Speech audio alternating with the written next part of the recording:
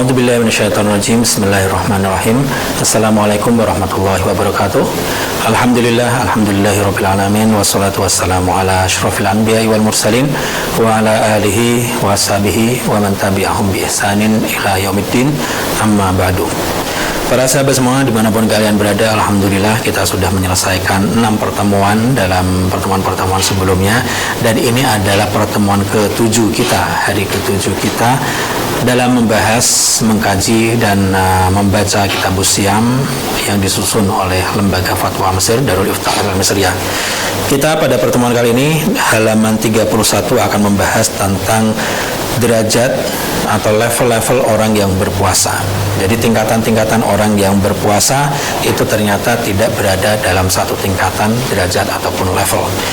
Maratibun nas fis shaum fi dha'i ma taqaddama min arkanis shaum, dan sebagaimana yang telah kita bahas sebelum-sebelumnya dalam pembahasan tentang rukun puasa, kewajiban-kewajibannya, pembatal puasa, sunnah-sunnah puasa, hal-hal yang makruh dilakukan ketika puasa, maka dapat kita katakan bahwa manusia, orang-orang kaum muslimin dan muslimat yang mengerjakan puasa itu ada 3 tingkatan.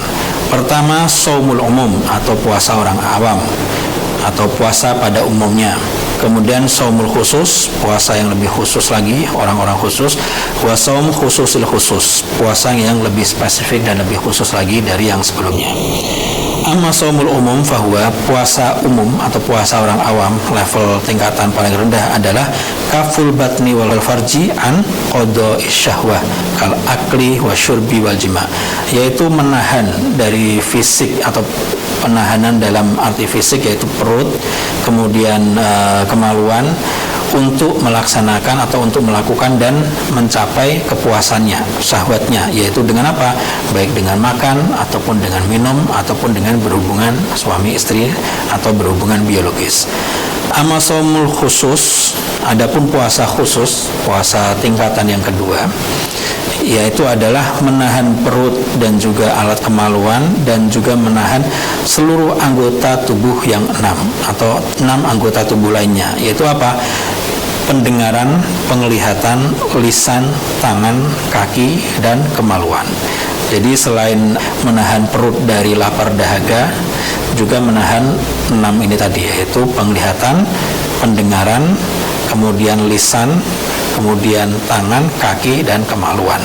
Dari apa? Menahan dari dosa-dosa yang dilakukan oleh anggota tubuh tersebut. Fa inna ma yartakibuhul muslimin athamin athna asaumihi tanqusu min thawabihi aw tunqisu min thawabihi, karena apa yang dilakukan oleh seorang muslim dari dosa-dosa ketika dia berpuasa itu dapat mengurangi pahala puasa dan juga menghalangi banyaknya karunia pada bulan mulia tersebut. Karena puasa yang sahih, yang tidak diiringi dengan maksiat, maka sesungguhnya itu adalah pelindung orang yang berpuasa dari api neraka, dan juga pelindung orang yang berpuasa dari maksiat dan dari lubang atau celah yang dapat menjerumuskannya atau membuatnya tenggelam. Dan kemudian halaman 32, inilah yang dimaksud dalam sebuah hadis bahwa Rasul bersabda, as-saumu junnatun malam yakhriquhu, puasa itu adalah pelindung, puasa itu adalah perisai, puasa itu adalah tameng selama dia tidak melubanginya. Jadi makna junnah itu adalah pelindung, wiqayah. Ibnu Arabi telah menegaskan, innama kana shaumu junnatun minan nari, sesungguhnya puasa itu perisai dan pelindung dari api neraka karena ia menahan dari syahwat, karena seseorang yang puasa menahan diri dari syahwat-syahwat, sedangkan neraka itu dikelilingi dan diliputi serta dipenuhi dengan syahwat. Juga Ibnu Hajar telah menegaskan, maka oleh karena itu apabila seseorang menahan dirinya dari syahwat di dunia, maka itu dapat menjadi pelindung baginya minan nari fil akhirah, dari api neraka di alam akhirat nanti.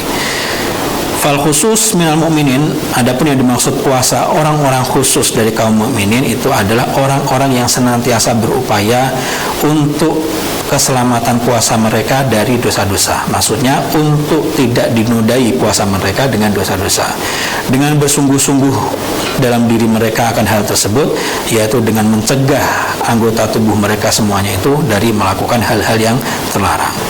Fakafus sam'i, menjaga pendengaran dengan tidak mendengarkan kepada hal-hal yang dilarang, katajassus alan nas, seperti mencari-cari kesalahan orang, wasairil aqwal al muharramah, dan perkataan-perkataan yang tidak diperbolehkan seperti ghibah dan juga adu domba.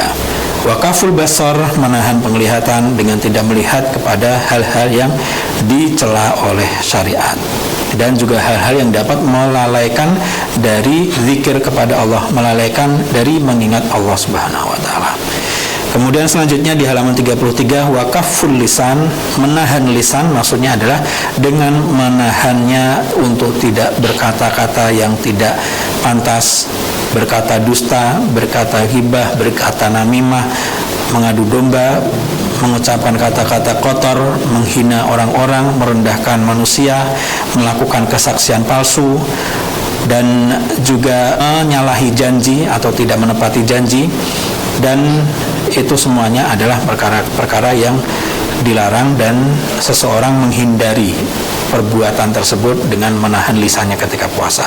Wakaful yadi, adapun menahan tangan, yaitu untuk tidak melakukan hal-hal yang diharamkan, seperti melakukan kekejian ataupun menyerang seseorang ataupun melakukan kecurangan, at-tatfif fil kaili wal wazn, yaitu melakukan kecurangan dalam penimbangan dan juga dalam penakaran, as-sariqah, mencuri, kemudian akhdhur riswah, menerima suap dan memberikan suap, kemudian mainkan judi, la'bul maisir, wa huwa kullu ma fihi qimar, segala sesuatu yang sifatnya gambling, judi online, judi offline, semuanya sama saja.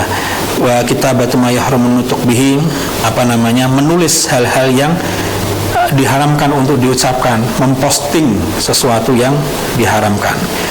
Wa tatawul 'alan nasi bil adza wad darab, melukai seseorang atau melukai dan mencederai seseorang dengan tangannya atau dengan memukul.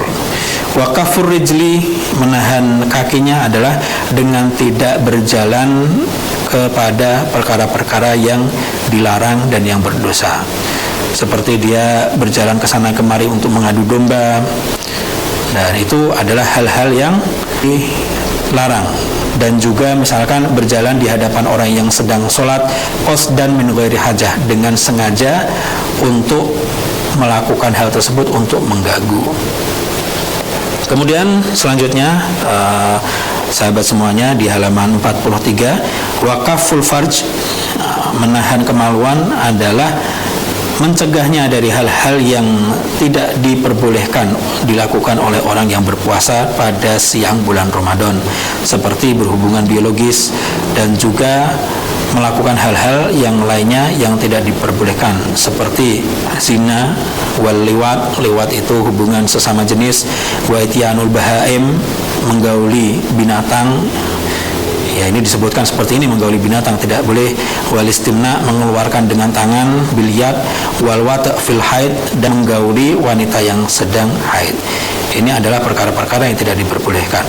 Wa qad amara Nabi sallallahu alaihi wasallam bi kaffil lisani an qabaihil aqwal, dan Nabi juga telah memerintahkan agar lisan seseorang ditahan untuk tidak mengucapkan kata-kata buruk dan kotor. Wa kaful jawarih an qabaihil af'al. Jadi ada qabaih al aqwal, ada qabaih al af'al. Perkataan buruk dengan perbuatan buruk. Rasulullah bersabda, as-siyamu junnatun, puasa itu adalah perisai. Fa idza kana ahadukum shaiman, apabila salah seorang di antara kalian sedang puasa, fala yarfus wala yajhal, jangan berbuat rofas, jangan berbuat kebodohan. Fa ini mur'un qatalahu aw syatamahu falyaqul inni shaim. Jika ada orang yang memeranginya, mencelanya, menghinanya, hendaknya ia mengatakan, aku sedang puasa.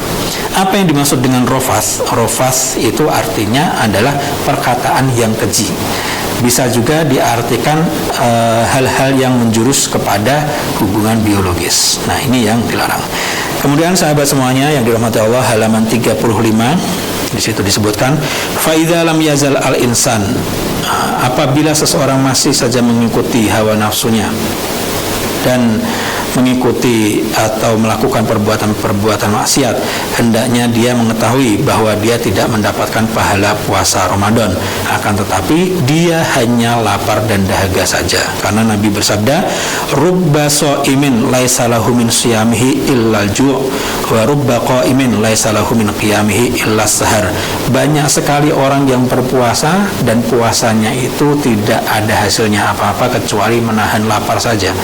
Dan banyak orang yang sholat malam, tarawih, tahajud, akan tetapi tidak dapat apa-apa kecuali begadang saja. Wa qala, Nabi juga bersabda, man lam yada qaulaz zuri wal amala bihi falaisa lillahi hajatun fi ayyada ta'amahu wa syarabuhu. Siapa yang tidak meninggalkan perkataan dusta, kesaksian palsu dan melakukannya, maka Allah tidak butuh orang tersebut untuk meninggalkan makanan dan minumannya. Itu tadi dua jenis puasa, shaumul umum wa shaumul khusus. Adapun yang ketiga, wa amma shaumul khususil khusus, lebih khusus lagi, lebih khusus dari yang khusus, spesifik lagi. Ini level yang ketiga, tingkatan yang tertinggi, huwa ziyadah ala ma sabaq. Terlebih atau selain memenuhi kriteria sebelumnya, shaumul qalb adalah puasa dengan hati, dengan jiwanya. Dari apa?